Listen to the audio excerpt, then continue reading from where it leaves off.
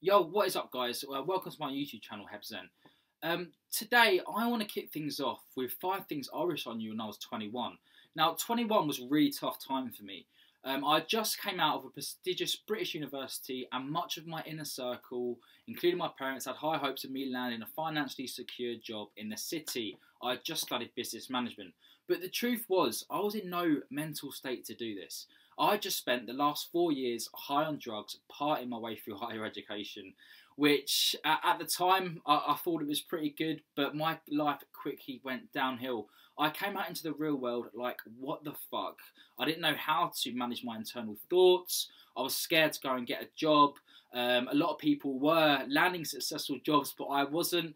And this soon led to depression, guys, and I couldn't leave the bedroom for months. And I was scared to see people, and my life went downhill pretty quickly.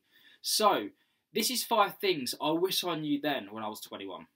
Number 1, anxiety is fucking normal. Everyone experiences anxiety on some level, whether they're conscious of it or not. And people experience it on all different walks of life and different things. For example, with me, it was social anxiety. I was scared to be around people because fear of judgment, fear that they would think I'm a failure and whatnot. But as soon as I realised that anxiety was normal and everyone experiences it to some certain extent, it became a lot better for me. And when things started really changing for me was when my poor mum handed me a book called The Power of Now by Eckhart Tolle, which I highly recommend. Don't listen to the audio book though, because his voice is fucking boring. You've just got to look at it look at the content as value, you know, and just really absorb. But this taught me the power of the present moment and about meditation and about spirituality. And it's something that I really needed then when I was lying in bed doing nothing and staring at the wall thinking, what the fuck am I going to do with my life? How am I going to go outside and all that shit? So first things first, guys, if you are feeling like this, just try and take a step back, educate yourself about it, and please, you've got to seek help. You've got to speak to a loved one, because my first step to recovery was when I A, read this book, and B, told my mum about what was going on. So first of all, guys, chill out and take action. You've got to take action. Number 2, you don't need a 9 to 5 job to succeed in life, guys. And this was a belief that I had, and it proved to be really, really dangerous for my poor younger self. Now, this limiting belief was really bad, and it was no wonder why I left university with zero confidence and feelings of unworthiness and complete scarcity for the environment, because it was the first time I didn't succeed in life, guys. Like, the education system taught me to get the grades, to then go to university, and to then get a job. And when that didn't happen, it was like, holy fuck, it was really overwhelming. And besides the lack of care, everything really came crushing down on me when I didn't know what to do. And I didn't know what I wanted to do in life. Now, I wish I knew that at this time that these thoughts were just fucking bollocks. And it's really, really stupid for me to think that. And all I needed to do was just live my life and really have a look at my values and what passions that I want to pursue. And for me, it actually took travels to India and Bali to really find out what I wanted to do in life. And when I started meeting people just like me, that are just living their life, travelling the world and still earning money and making a difference to the world. So if you're coming out of education now and you really think that for you to succeed in life, you've got to go into the city, you've got to do this, or you've got to get a generic job, what the education system taught you to get, really have a think again, because there are a lot of options out there and you just need to just take a step back and just find what suits you. Number 3, smoking weed every day is not productive. Now, I was the classic hippie cool kid at uni, indulging in drug-fueled raves, pretty much abusing every single party drug I could get my hands on. And look, my mates used to call me Henry Hebron, my second name's Hebron, and that was purely because the amount of weed I was fucking smoking every day, or Henry the Hoover for the amount of Ket and MD I put on my nose every weekend. Now, at the time, I thought this was fucking fun, and I didn't give a fuck about where I was going. Little did I know that it was going to be one of the main catalysts that really, really affected me and fucked my life up as I came out of uni. And now when I did come out of uni, it kind of all came crashing down. And I really thought, fuck, how the hell am I going to engage in society again? How am I going to go and get a job? I've got no confidence. I've got no skills. All I've been doing is fucking partying for the last 4 years of my life. Now, moral of the story of this, guys, is, look, have fun. If you want to take drugs, take drugs. Just be careful. But that's for another post. But where I really went wrong here was that I didn't engage in normal life. I was just in my inner circle of friends. I wasn't socialising. I wasn't meeting new people. I had no job skills. I had no people skills. And this is when the social anxiety just started creeping up. Little did I know, every single day. Now, I honestly thought I was still being productive at this time. I would still go to the library, get my essay done and whatnot. But I really, really wasn't. Like, me being productive now is waking up at 5:45 a.m, getting on with my morning routine, which I will show you guys sometime in the future. That's really helped me, by the way. And it wasn't just getting the essay done. I was waking up in the morning fucking tired, and now I wake up in the morning feeling pretty good. And I've come a long way since then, and I'm going to show you all the techniques I used to get myself out of this mess. But lastly, guys, I don't condone drugs. There was a time when I found it fucking fun, and I'm sure a lot of people can relate here. But I really just hope to inspire others to live a life of abundance. And honestly, when I was doing drugs, I was just going downhill. It wasn't taking me anywhere. So listen up, guys, and take note. Number 4. Got the right numbers this time. Fucked it up last time. Right, you don't just have to travel in your gap year. And when I was younger, I literally thought, fucking hell, I've got 1 year to do all the travels that I need to do in my life.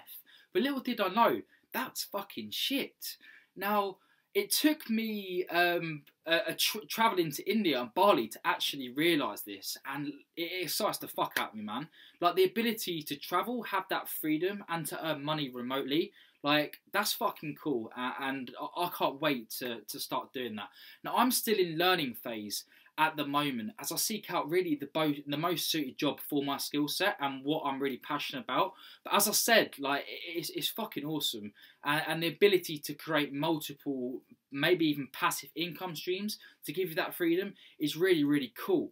But little did I know, you can actually learn most of this stuff online, either through like blogs and vlogs just like this, that I'm kind of doing at the moment or starting.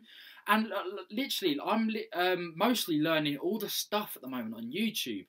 And just to like open my eyes and open my mind up to all these opportunities was life-changing, and it was really, it really excites me, as I've said. So, like, if you're thinking, fucking hell, I've only got a year to travel, where do I do? What do I need to do? Just kind of like open up your mind a little bit more. You don't just have that year to travel, and there's literally a world of opportunities out there that will actually allow you to do it. Okay, last but not least, guys, number 5. I went on antidepressants, so I know. But the number 1 antidepressant, guys, is good habits. This got me off of my pills within 3 years. And as soon as I started implementing good habits into my life, things started changing for me. And you've got to target these 3 areas and implement good habits in all 3 to be able to achieve overall wellness with your mental and physical state. That is mind, body, and spirit. So in terms of my mind certainly is one active cunt, especially when I'm in a state of anxiety or feeling shit.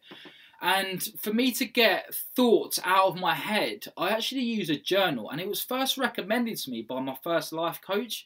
And what she said is that have worry time, 20 minutes each day. Usually I do it in the morning or in the evening. And especially, I only do it now when I've got a state of heightened anxiety. I just sit there and write it down on a bit of paper. It doesn't matter what it looks like. It doesn't really matter what you're writing. No one's going to read it. But just get it down on a bit of paper. Then you can see it logically and just think, what the fuck? Why am I thinking like this? This is irrational. This is stupid. So yeah, get a journal and look after that mind. Right, the second one you've got to have covered, guys, is body. And I can speak about this for fucking ages and the wonders it's done for both my mind, confidence and body. But that's for a entirely different another video. But quickly, guys, you've got to have a good diet. You've got to feed your brain and your body with the right nutritious foods to be able to make it function. And have supplements that support that diet, not the fucking shit supplements like fat loss pills and all that crap. And guys, you've got to complement that with exercise, even if that's just getting out the house and walking, or going to do circuit training and lifting weights. It's going to be great for your confidence. It's going to get you out of your head and into your body. And not to mention the endorphins it releases whilst you do this, obviously making you happier. So guys, please eat healthy and go and get fit. You'll thank me later for this. Okay, last but not least, guys, is spirit. And as you guys know, after reading The Power of Now, it really opened my mind to spirituality and everything that it has to offer. And I knew I had to start meditating right away, because it was the reason why actually is because it just helps you capture your negative thoughts. And now I can really see when negative thoughts are coming, which obviously then results in negative feelings, and I can just disregard them. And Headspace was really good for this, and I'd highly recommend it, because he guides you through the meditation, and it's not going to happen overnight. It's like going to the gym and building muscle. You're not going to do that in 6 months or even a year. So you've got to just give it time and just watch the results unfold. But you've got to educate yourself about it. You read books, learn on YouTube. There's a whole abundance of knowledge out there. And my spiritual journey has been great. It's now got me into yoga. It's obviously helped really bad with a lot with my anxiety and depression. And it's just generally produced space in my mind for pure gratitude, if I'm honest, and kindness and happiness. Thanks very much for listening, guys. I hope you liked it. If you want to help me spread this message, you've got to subscribe, share, and feel free to like and comment. But if you've watched this far, I appreciate your time, and thanks very much.